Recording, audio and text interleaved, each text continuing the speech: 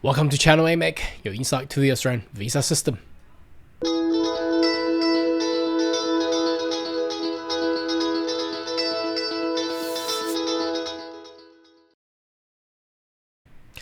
Good day everyone, my name is Carl Young, your online YouTube visa consultant. Are you interested about migrate to Australia? Why did you consider to subscribe to my channel and turn on the bell on the side so once we have all the updates and news, you'll be the first one getting all the insight. Now today's video, I'd like to talk about a topic which isn't directly connected to immigration matter.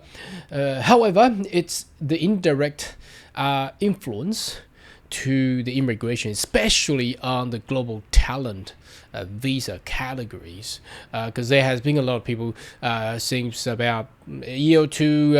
Global talent visa used to have 13 or 14,000 annual quota, and then they cut it down to 8,000, and they cut it down to 5,000 again. So there has been a lot of people weary about, are they going to continue with the program, or are they going to do something else? Is it going to be harder?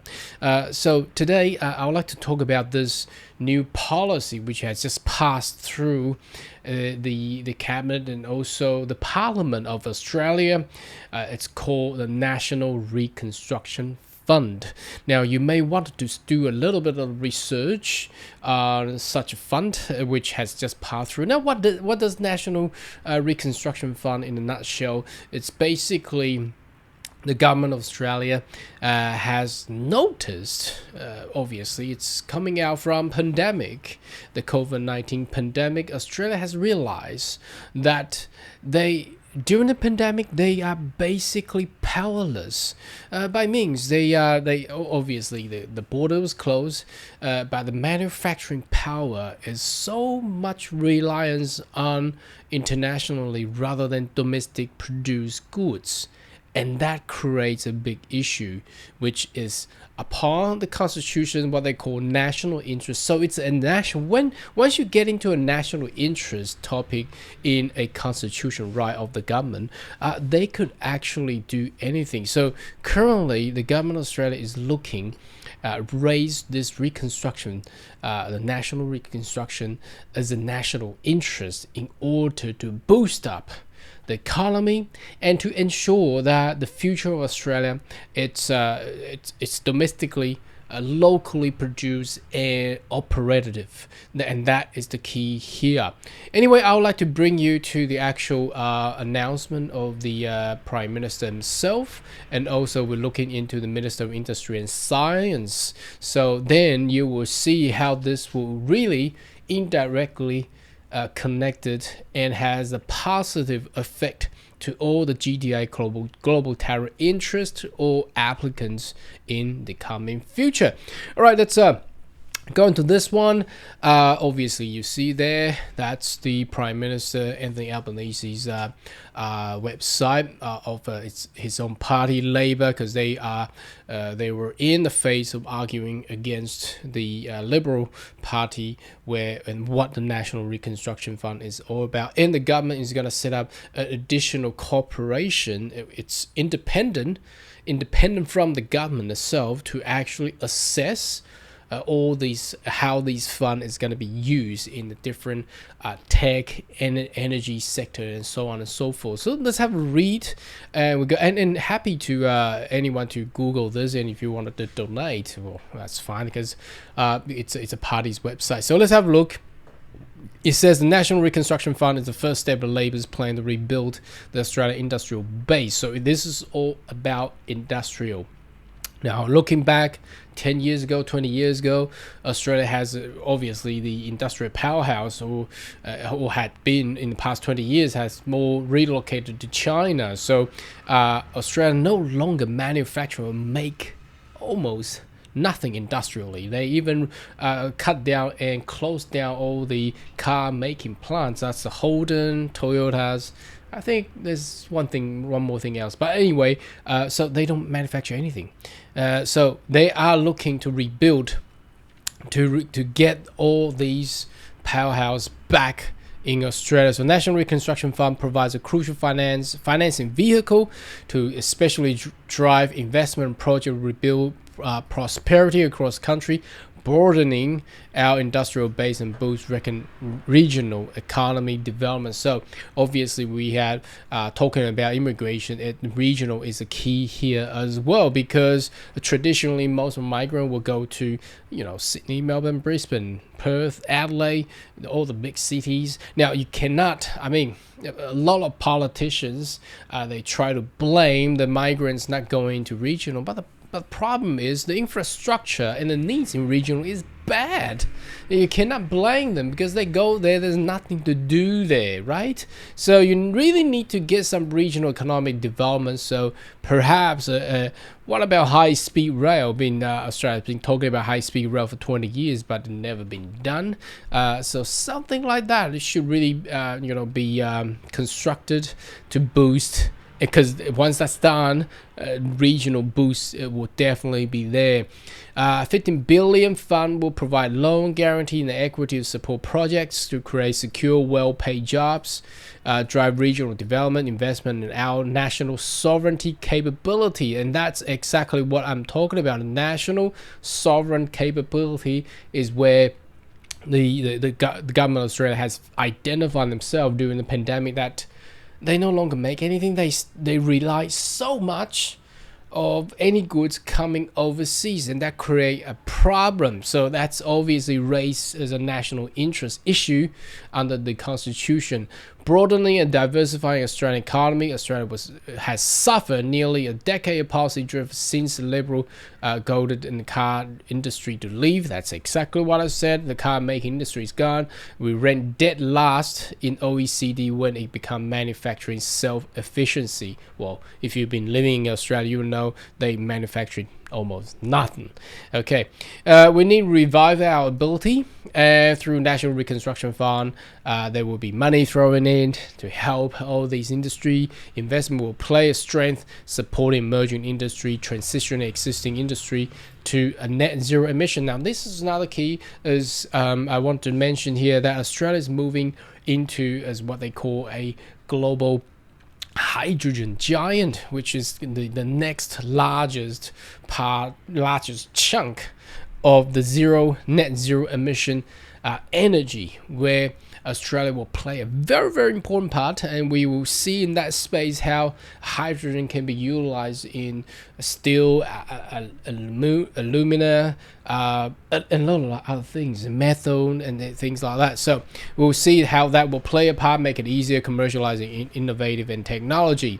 So what are the sectors? There are all the key points here. I think will be mainly here at value-added resources. So no longer the mines and coal digged out from the ground, but they wanted to explore a more value-added. If they can do something a little bit towards that resource that could actually add more value to it. If you're looking into the semiconductor and chip making industry, you will notice that, because no longer the semiconductor is made by one component only. It's a compound of different high advanced materials, and how that can be value added, I think that will be a key part. Expand our mining science technology, ensuring that a greater share of raw material with extract process here, for example, high purity alumina from red mud in bauxite processing. I don't even know what they're talking about, but I think how that processing is actually, the bauxite processing is value added to the purity of the alumina, or lithium processing for batteries. So that's just some example there. Value added into agriculture, forestry and fisheries sector, ensure we unlock the potential of value added raw material in sector like food processing, textile, clothing and footwear manufacturing. So that's another good space where they're looking about transport. Another part, development capability, transport manufacturing and supply chain, including car, trains and shipbuilding. Again, connecting the transport infrastructure to the regional of Australia is another key there. because once that's done, that boosts a lot of stuff too. That boosts the supply chain as well. Medical science fulfill potential and give the world leading research in providing essential supplies such as medical devices, personal protective equipment, and that's especially used PPE, especially used during the pandemic a lot, and the medicine and vaccines. Renewable and low emission technology, pursue commercial opportunity including from components of wind turbine, production of batteries, solar panels, new livestock feed, and reducing methane emission, modernizing steel and aluminum, hydrogen electrolyzer, innovative packaging solution and waste reduction, defense capability maximizing requirement being sourced from Australian supply, employing Australian worker, whether there be technology, infrastructure, skill, complementing labor's defense industry development strategy, and enabling capabilities supporting key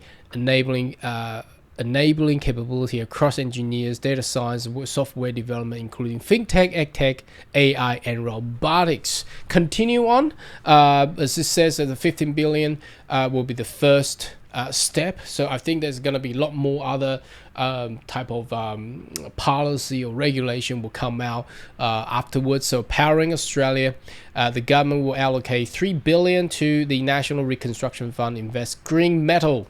So that's steel, aluminum, clean energy component, manufacturing hydrogen electrolyzer, fuel switching. So again, that is a huge part. The medical manufacturing. So again, medical is Australia is actually very strong in this medical industry. 1.5 billion medical manufacturing fund built the plan identifying the way of government purchasing strategy and build local medical manufacturing capability, and that will also upsells globally as well as the supply chain can be connected. Value-added resources, that's the same as what we have talked about, how they can value added to the original raw material and to be processed and continue to sell on. Critical technology, expand Australian critical technology capabilities like AI, artificial intelligence, robotic, quantum computing by setting up critical technology fund of delivering 1 billion in there.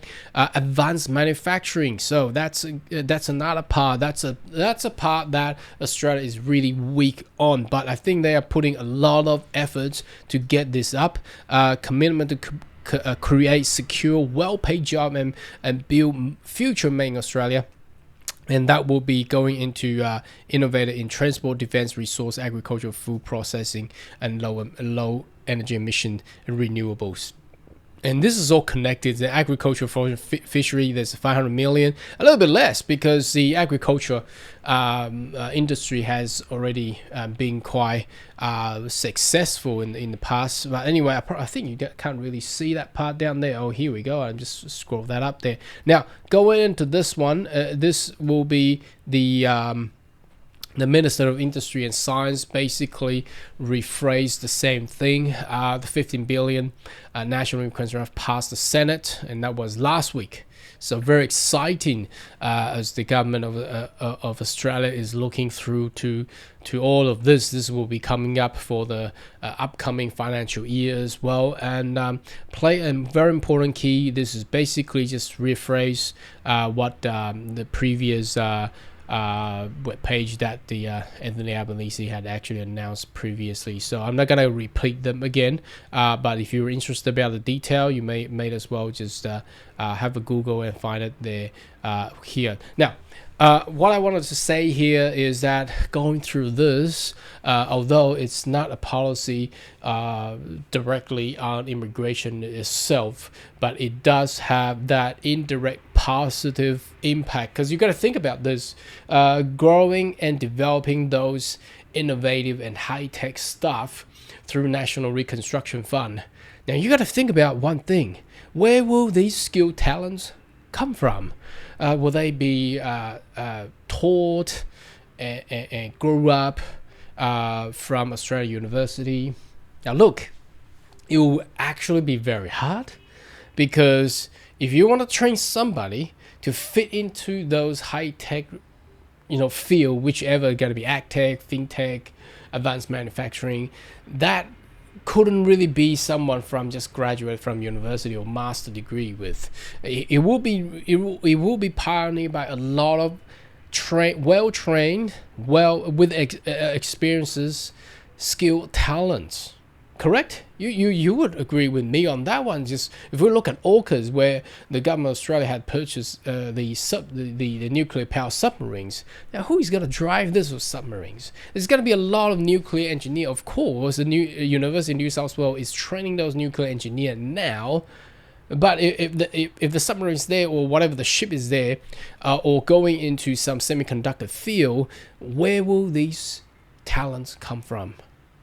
You see where I'm coming from now? So Global Talent Independent Visa GTI Subclass 858 will be the most beneficial with this policy. And I believe there's going to be a lot more other policies coming into Australia to actually ensure that more advanced technology will be introduced to actually secure what they call, let's go back, why is the reason of this bill had actually been passed through, is the capability of the national sovereign capability, and they need to be manufacturing self-sufficiency, and that is the key, because without those parts, that really drives an issue on the national interest issue, a national sovereignty issue. If there is another pandemic coming, basically Australia will be unprotected and with a lot of issue as well. So again, what I'm trying to summarize here is that the GTI program will definitely be a key to drive this